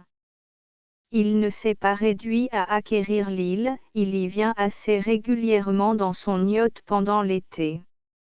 Anticosti reste naturellement partie du territoire canadien et ressortit donc indirectement au trône britannique, mais les pouvoirs d'un propriétaire sont vastes, et la légende dit que Monsieur Meunier a fait de son île une petite colonie franco-canadienne, d'où les gens de langue anglaise sont poliment exclus. Il y a installé des exploitations de forêt, quelques autres industries et il vient là en zar, lorsqu'il lui plaît, vivre quelques semaines au milieu de son bon peuple et chasser l'ours et le caribou. Seulement l'éternelle leçon d'humilité, l'infiniment grand, financièrement et territorialement parlant, est en but aux persécutions de l'infiniment petit. L'illustre chocolatier poursuit d'année en année une lutte sans succès et sans espoir contre les moustiques et les méringouins, qui sont le fléau des terrains boisés et humides pendant la saison chaude, et moustiquaires, voilettes de gaz, lotions diverses destinées à inspirer aux moustiques le dégoût de la peau humaine, arrivent à peine à rendre supportable au maître d'Anticosti le séjour de ces terres.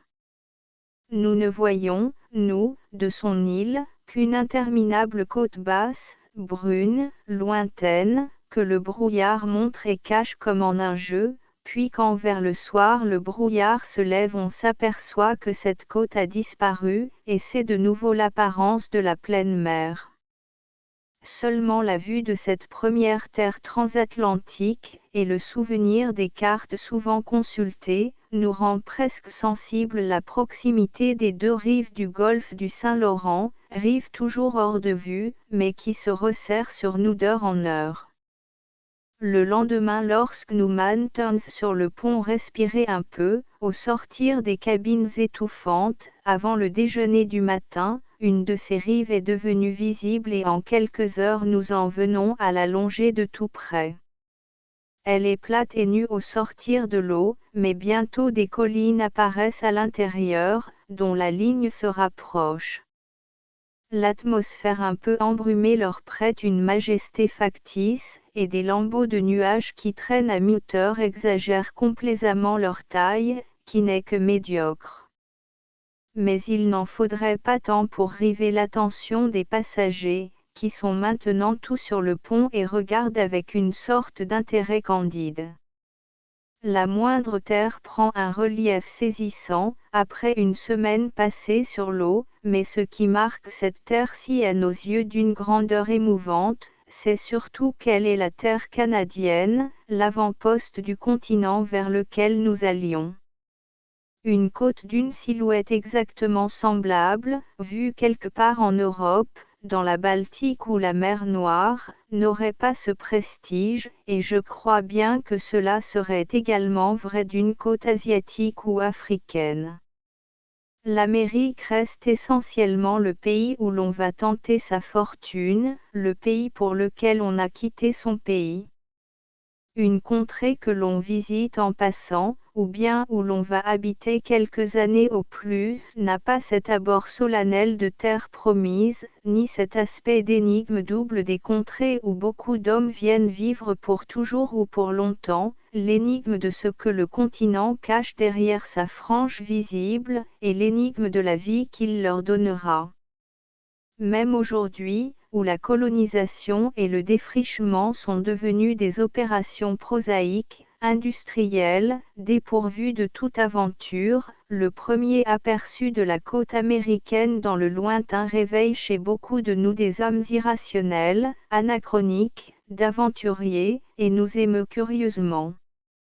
Mais sans doute faut-il pour ressentir cela voyager autrement qu'en touriste, avoir un peu d'incertitude dans sa vie, et se trouver au milieu de gens pour lesquels le passage du vieux continent au nouveau est un coup de dé d'une importance poignante, sur lequel ils ont presque tout joué.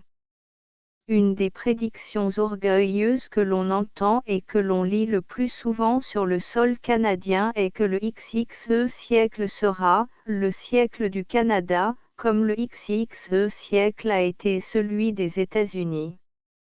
C'est bien sans doute en voguant vers Québec ou Montréal que l'on retrouve le plus facilement, et avec le plus d'exactitude, l'état d'esprit des déracinés qui voyaient s'ouvrir devant eux la baie de New York, il y a 100 ans. Ceux qui, approchant de cette ville aujourd'hui, regardent grandir la statue de la liberté et l'entassement des gratte-ciel, ne peuvent que connaître des impressions différentes, parce que le premier aspect que l'Amérique leur offre est celui d'une cité entre les cités, et non plus l'aspect primitif, saisissant, du pays vide qu'ils vont défricher et remplir. Le navire qui remonte le Saint-Laurent au contraire, se rapproche de la rive en arrivant à Rimouski, qui est la première escale depuis Liverpool et la seule avant Québec. Un petit vapeur construit en bois, dont la coque est extraordinairement massive et la proue d'une forme singulière afin de pouvoir naviguer l'hiver sur le fleuve encombré de glace flottante vient chercher en plein courant les rares passagers qui débarquent là. De la ville elle-même, cachée par une île et de peu d'importance d'ailleurs, nous ne voyons qu'un clocher et une masse indistincte de maisons aux toits rouges et bruns. Mais cette côte sud reste pendant longtemps proche et visible, lorsque nous repartons. Une ligne de chemin de fer la suit, à peu de distance du fleuve. La bande de terre que cette ligne et le fleuve bornent est semée de villages, des agglomérations de maisons de bois au ton neutre, où les bruns dominent, maisons toujours groupées autour d'un clocher pointu, mais qui semblent pourtant s'espacer volontairement, tenter de relier entre eux les villages, pour faire bonne figure et combler un peu les vides du pays trop grand. Car derrière ce chapelet de villages de pêcheurs et d'agriculteurs c'est la péninsule du Nouveau-Brunswick et du Maine, le territoire le plus avancé vers l'est, le plus proche de l'Europe de toute l'Amérique civilisée, et où se trouvent pourtant encore des étendues de plusieurs milliers de kilomètres carrés dépourvues de lignes de chemin de fer, de routes et presque d'habitations, et des forêts profondes où l'on ne pénètre que de loin en loin, à l'automne, pour chasser le loup et l'orignal. Mais c'est la côte nord qui donne, quand on s'en rapproche, la plus forte impression de pays à peine entamé, encore vide et sauvage. Peut-être l'imagination y est-elle pour quelque chose, le souvenir que de ce côté-là il n'y a plus de civilisation réelle, plus de villes qui méritent le nom de ville, plus rien que ça et là quelques groupes de maisons de bois peureusement assemblées, quelques postes perdus au coude des rivières, et plus loin encore rien que les tentes de peau des derniers Indiens, semées dans les recoins les moins incléments de l'Ingava et du Labrador. Pourtant la part de l'imagination n'est pas nécessairement grande et sa tâche est facile. Par endroits cette côte nord sort du fleuve d'un jet et s'élève de suite en colline arrondie aux trois quarts couverte de pins, la roche se montre parfois à travers la terre, mais il n'y a que peu de parois à pic ou d'escarpements, partout des lignes simples, sévères, assez amples pour que les pans de forêt qui les couvrent ne changent pas leur profil, partout des bruns et des verts sombres, le brun de la terre nue, le brun des troncs serrés, le vert sombre de leur feuillage, et aussi d'autres tons neutres de végétation qui a été sobre de couleurs et de lignes même au fort de l'été, et qui maintenant s'éteint ou s'assombrit encore. De loin en loin, avec une sorte de surprise, on voit des maisons.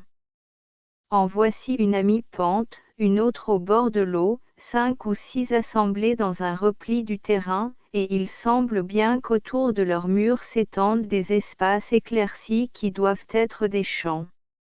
Mais entre chaque maison ou chaque groupe de maisons il y a plusieurs milles de pente abrupte, un vallonnement profond ou un sommet arrondi, souvent un pen de forêt qu'il faudrait contourner, et l'on se prend à chercher des yeux, généralement en vain, les pistes rudimentaires qui doivent pourtant les unir entre elles ou les unir à quelque chose, faciliter leur approche aux hommes d'ailleurs.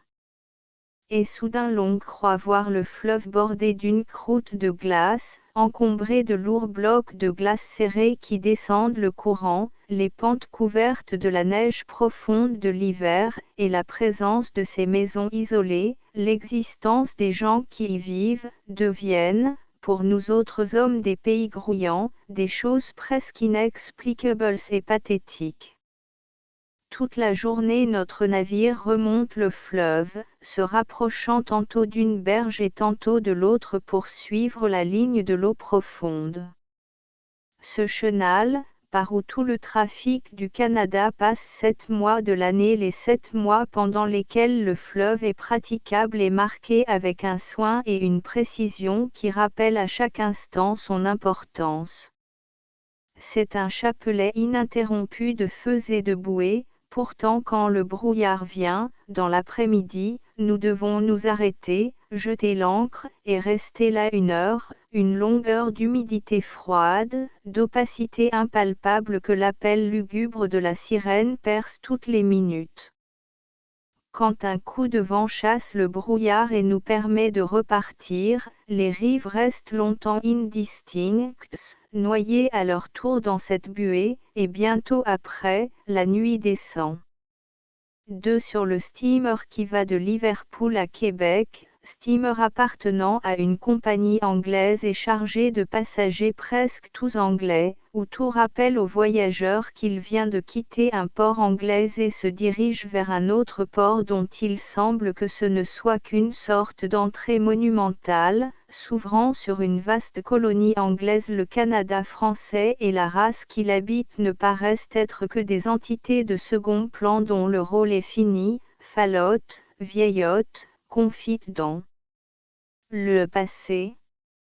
Sur le pont, des passagers s'interrogent, allez-vous loin dans l'Ouest? En avez-vous pour longtemps encore après Montréal? Et toutes les réponses se ressemblent, pour longtemps. Oh! 5 jours de chemin de fer environ. Où je vais? Calgary, Edmonton, Vancouver.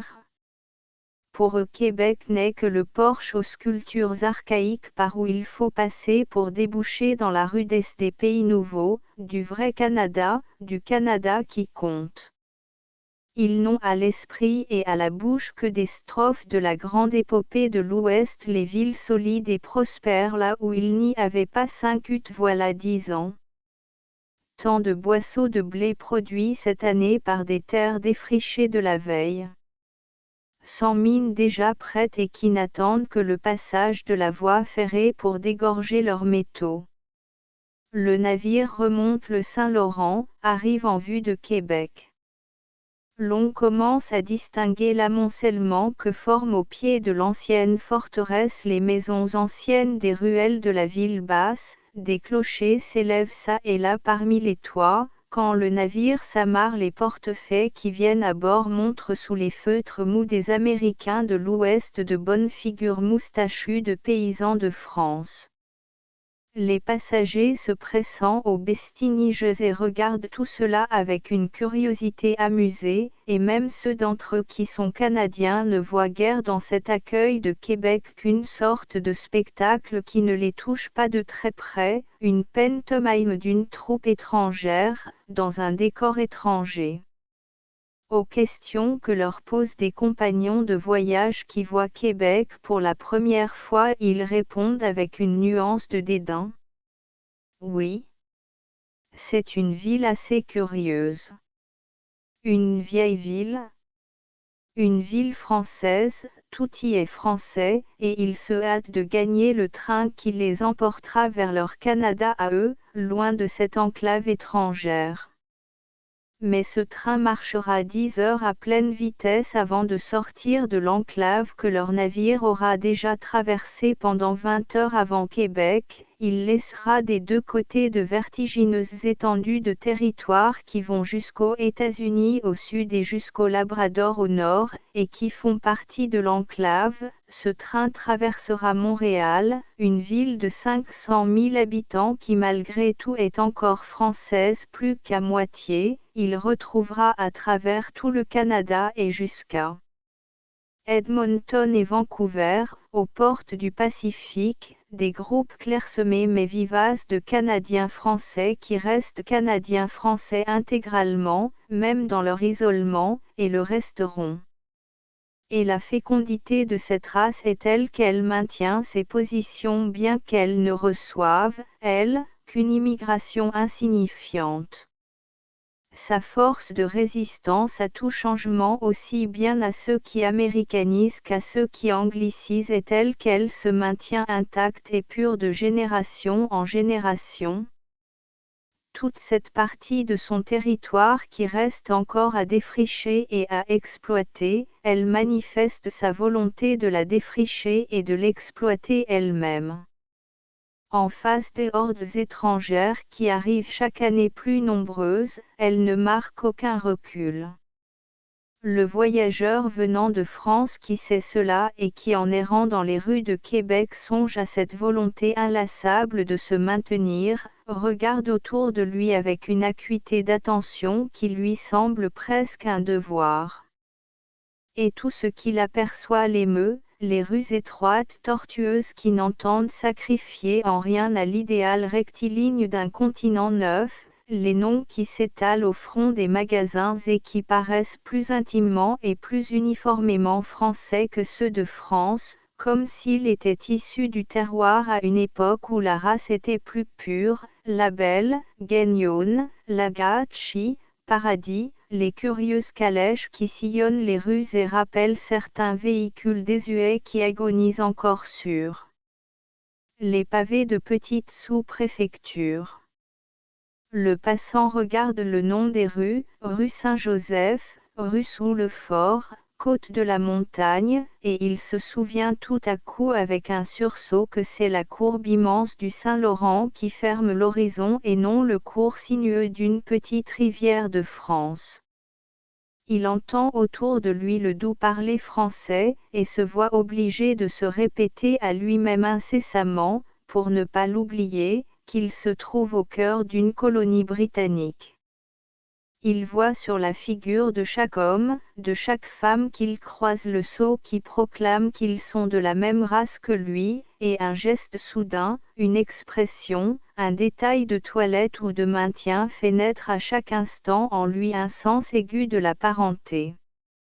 Le sentiment qui englobe tous les autres et qui lui vient à la longue est une reconnaissance profonde envers cette race qui, en se maintenant intégralement semblable à elle-même à travers les générations, a réconforté la nation dont elle était issue et étonné le reste du monde, cette race qui, loin de s'affaiblir ou de dégénérer, semble montrer de décade en décade plus de force inépuisable et d'éternelle jeunesse en face des éléments jeunes et forts qui l'enserrent et voudraient la réduire. Les troupeaux d'immigrants anglais, hongrois, scandinaves, peuvent arriver à la file dans le Saint-Laurent pour aller se fondre en un peuple dans le gigantesque creuset de l'Ouest. L'ombre du trône britannique peut s'étendre sur ce pays qui lui appartient au moins de nom. Les plaines du Manitoba, de la Saskatchewan et de l'Alberta peuvent faire croître de leur suc nourricier une race neuve et hardie qui parlera au nom du Canada tout entier et prétendra choisir et dicter son destin. Québec n'en a cure. Québec regarde du haut de sa colline passer les hordes barbares sans l'ombre d'envie et sans l'ombre de crainte. Québec reçoit les messages royaux avec une tolérance courtoise.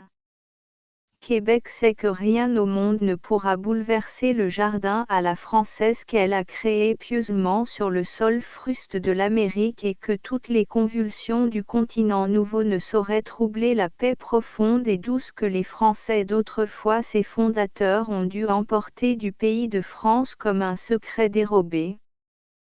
Table de Québec à Montréal 7 sur la terrasse 19 dans les rues de Québec 29 de Liverpool à Québec 61 achevé d'imprimer le 20 janvier 1927 par l'imprimerie Floche, à Mayenne, France.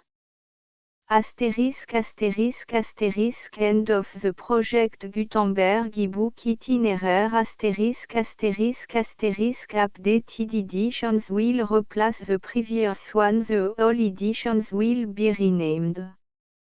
Creating the works from print editions not protected by US copyright law means that no one owns a United States copyright in these works, so the Foundation, and you, can copy and distribute it in the United States without permission and without paying copyright royalty.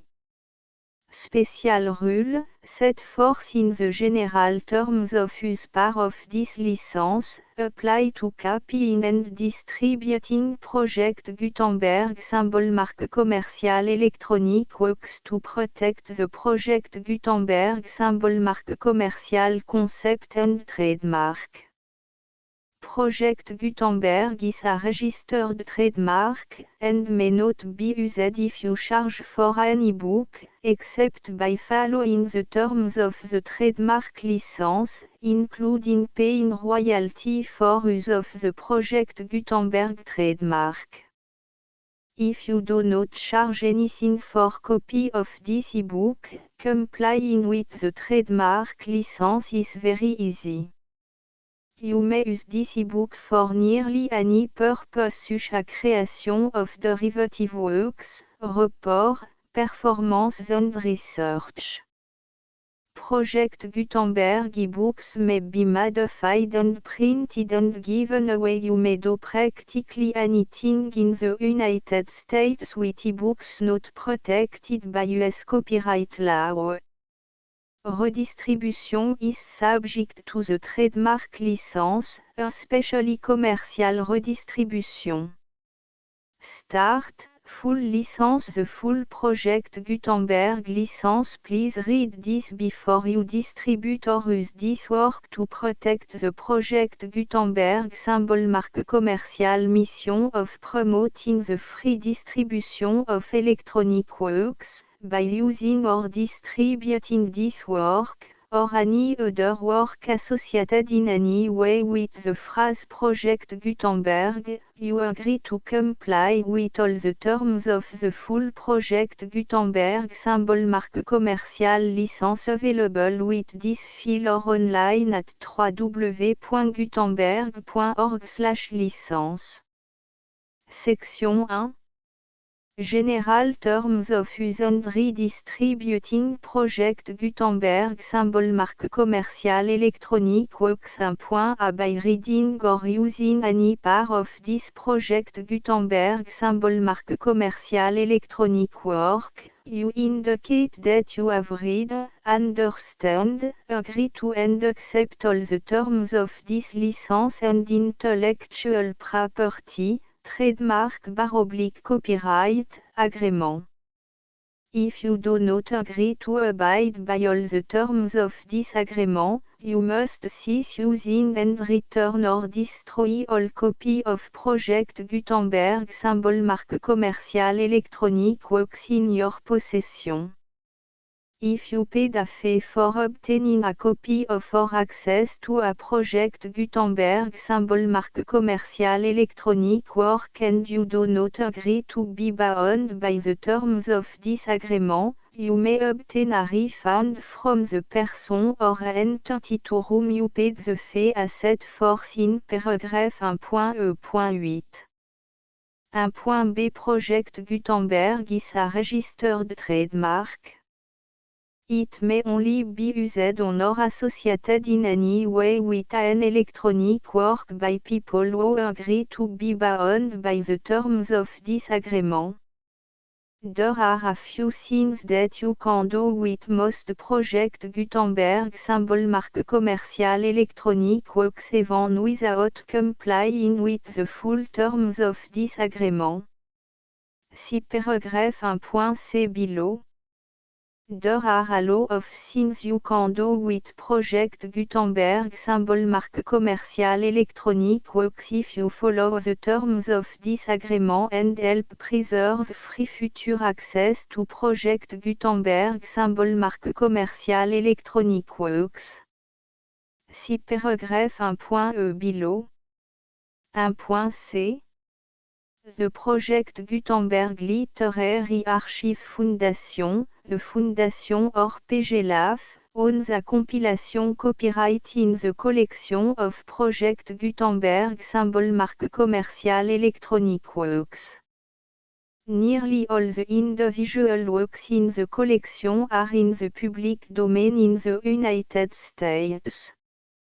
If an individual work is unprotected by copyright law in the United States and you are located in the United States, we do not claim a right to prevent you from copying, distributing, performing, displaying or creating derivative works based on the work alone as all references to Project Gutenberg are removed.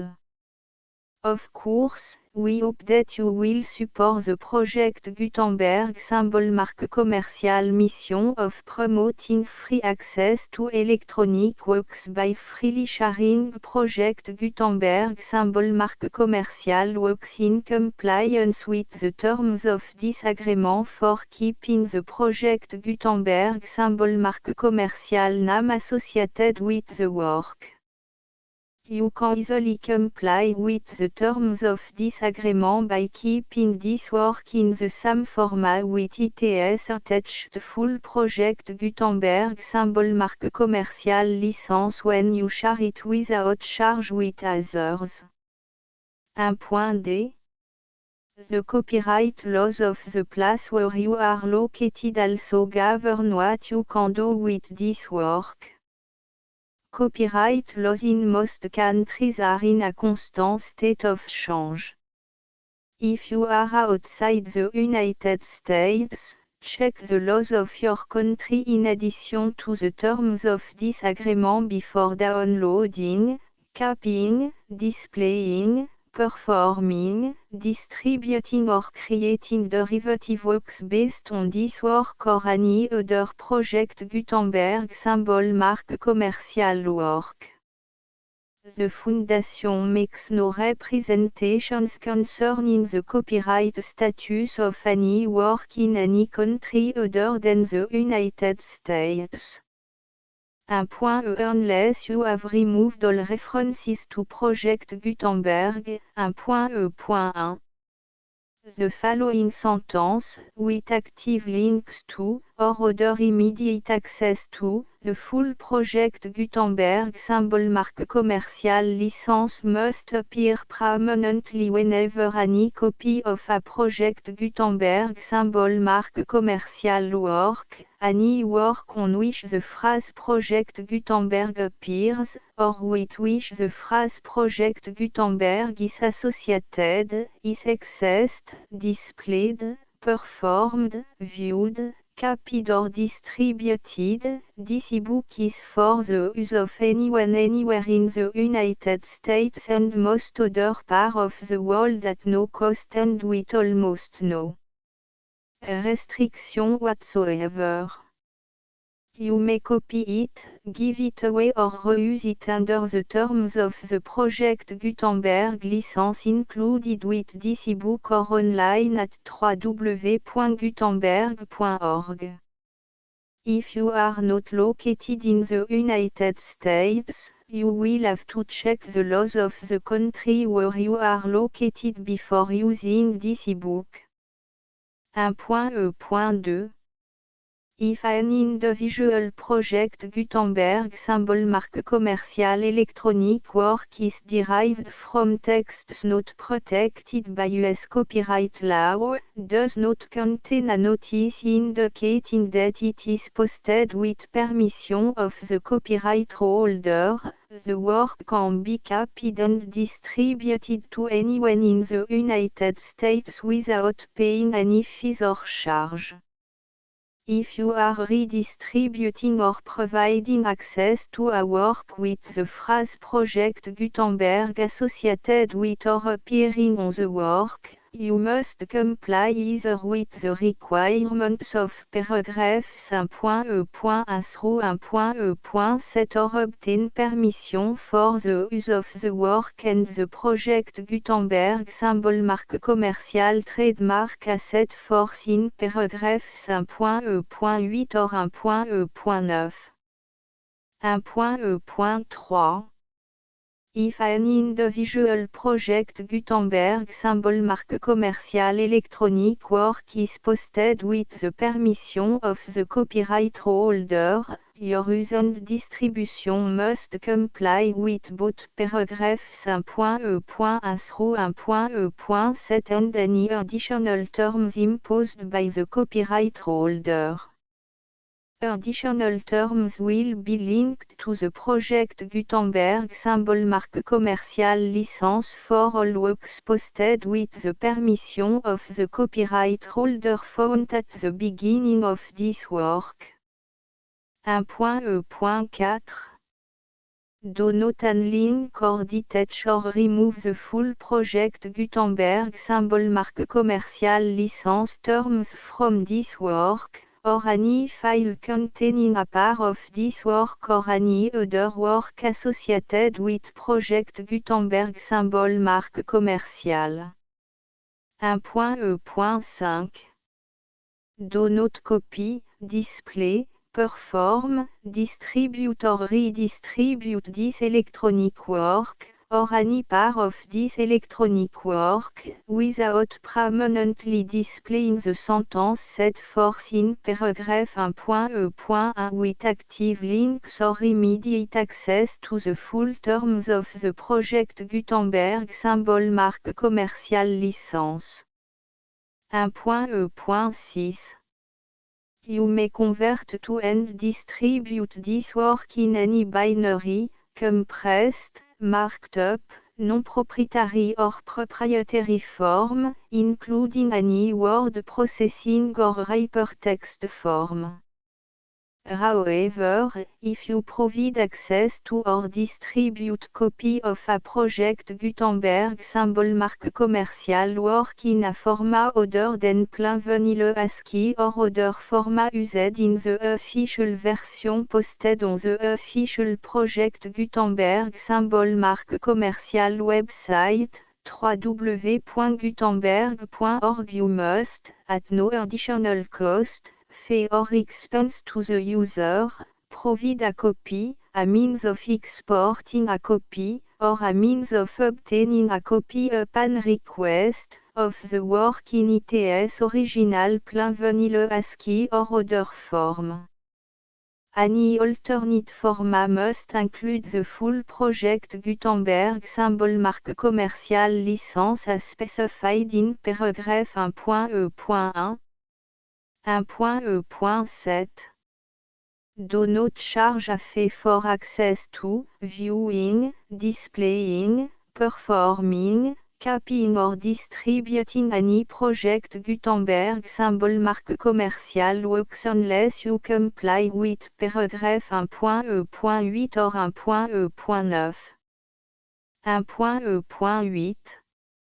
You may charge a reasonable fee for copy of or providing access to or distributing project Gutenberg symbol marque commerciale electronic works provided that you pay a royalty fee of 20% of the gross profit you derive from the use of project Gutenberg symbol marque commerciale works calculated using the method you already use to calculate your applicable tax.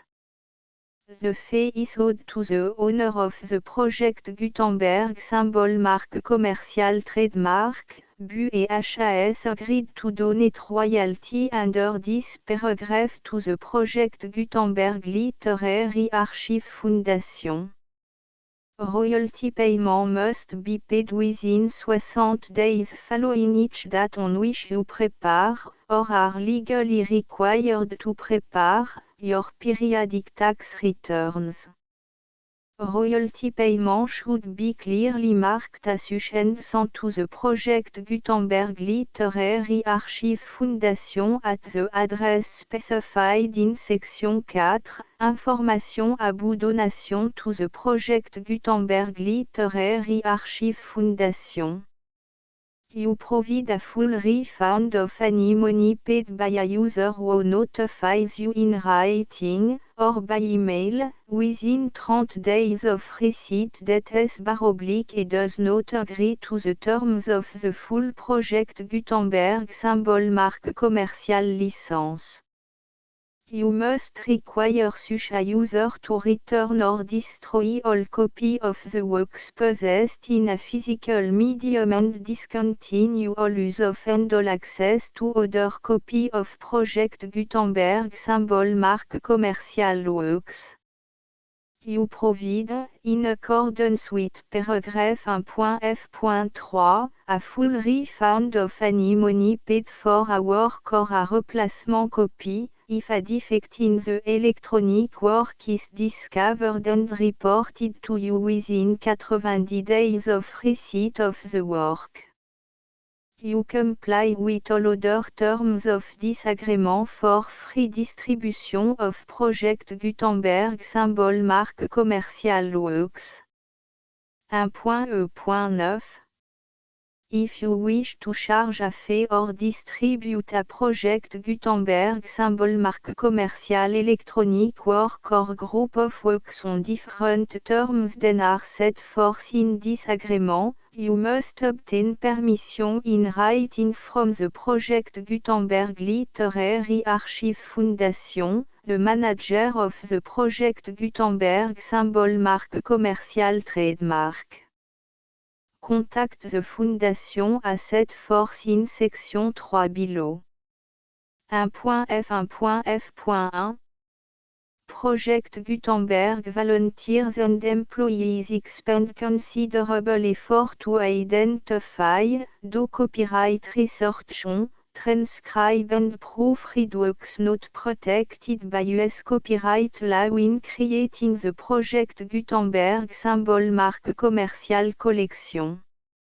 Despite these efforts, Project Gutenberg symbol marque commerciale electronic works, and the medium on which they may be stored, may contain defects such as, but not limited to, incomplete, inaccurate or corrupt data, transcription errors, a copyright or other intellectual property infringement, a defective or damaged disk or other medium, a computer virus, or computer code that damage or cannot be read by your equipment.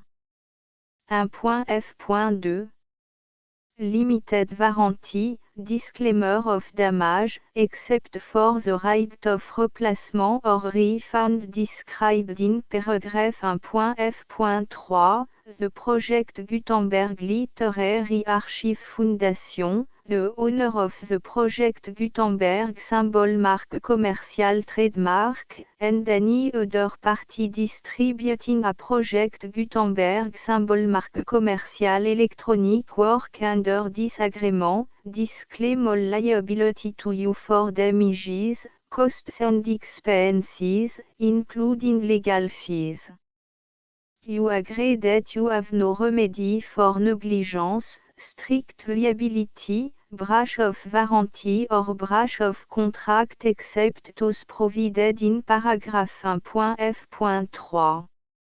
You agree that the Foundation, the trademark owner, and any distributor under this agreement will not be liable to you for actual, direct, indirect, consequential, punitive or incidental damages even if you give notice of the possibility of such damage.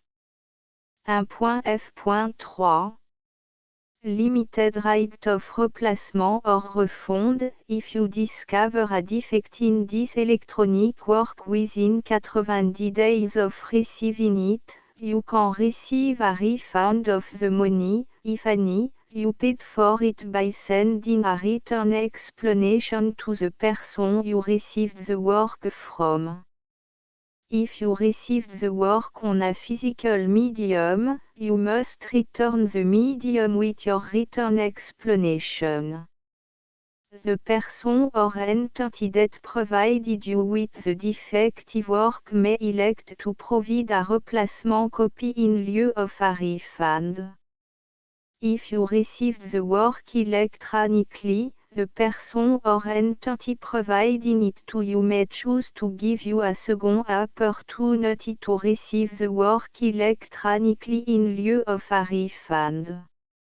If the second copy is also defective, you may demand a refund in writing without further opportunities to fix the problem. 1.f.4 Except for the limited right of replacement or refund set forth in paragraph 1.f.3, this work is provided to you as, with no other warranties of any kind, express or implied, including but not limited to warranties of merchantability or fitness for any purpose.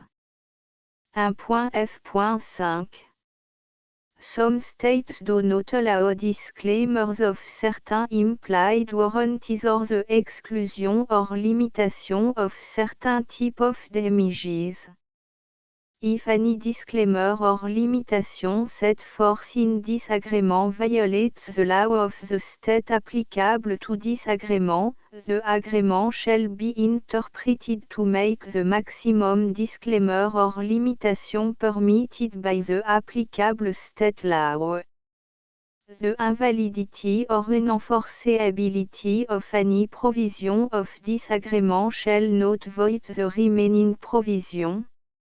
1.f.6 Indemnity, you agree to indemnify and hold the Foundation, the trademark owner, any agent or employee of the Foundation, anyone providing copy of Project Gutenberg symbol mark commercial electronic works in accordance with this agreement, and any volunteers associated with the production, promotion and distribution of Project Gutenberg symbol mark commercial electronic works, harmless from all liability, costs and expenses, including legal fees, that arise directly or indirectly from any of the following which you do or cause to occur. A. Distribution of this or any Project Gutenberg symbol mark commercial work. B. Alteration, modification, or addition or deletions to any Project Gutenberg symbol mark commercial work. And C. Any defect you cause. Section 2. Information about the mission of Project Gutenberg symbol marque commerciale. Project Gutenberg symbol marque commerciale is synonymous with the free distribution of electronic works in format readable by the widest variety of computer including obsolete, old, middle-aged and new computer. It exists because of the effort of hundreds of volunteers and donations from people in all walks of life. Volunteers and financial support to provide volunteers with the assistance they need are critical to reaching Project Gutenberg symbol marque commerciales goals and ensuring that the Project Gutenberg symbol marque commercial collection will remain freely available for generations to come. In 2001, the Project Gutenberg Literary Archive Foundation was created to provide a secure and permanent future for Project Gutenberg symbol marque commercial and future generations. To learn more about the Project Gutenberg Literary Archive Foundation and how your efforts and donations can help, see section 3 and 4 and the Foundation information page at www.gutenberg.org. Section 3.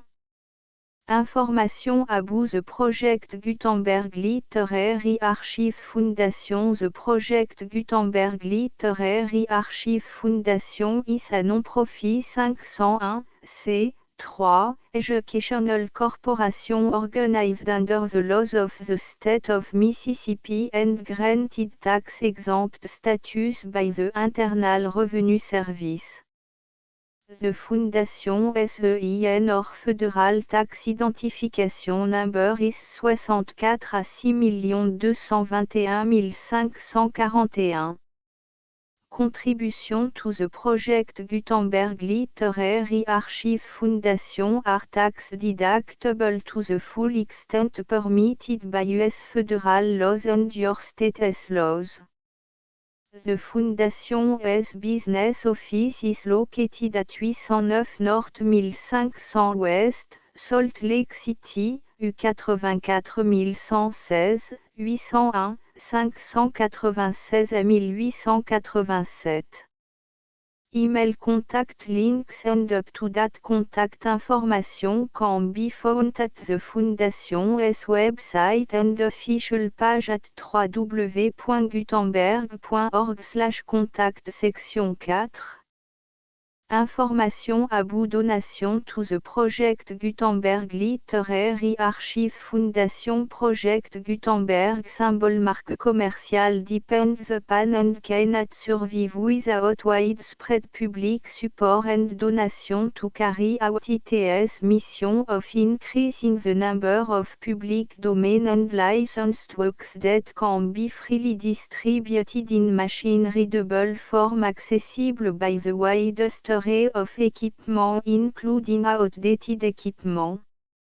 Many small donations, $1 to $5,000, are particularly important to maintaining tax-exempt status with the IRS. The Foundation is committed to complying with the laws regulating charities and charitable donations in all 50 states of the United States. Compliance requirements are not uniform and it takes a considerable effort, much paperwork and money fees to meet and keep up with these requirements. We do not solicit donations in locations where we have not received written confirmation of compliance. To send donation or determine the status of compliance for any particular state, visit www.gutenberg.org/donate.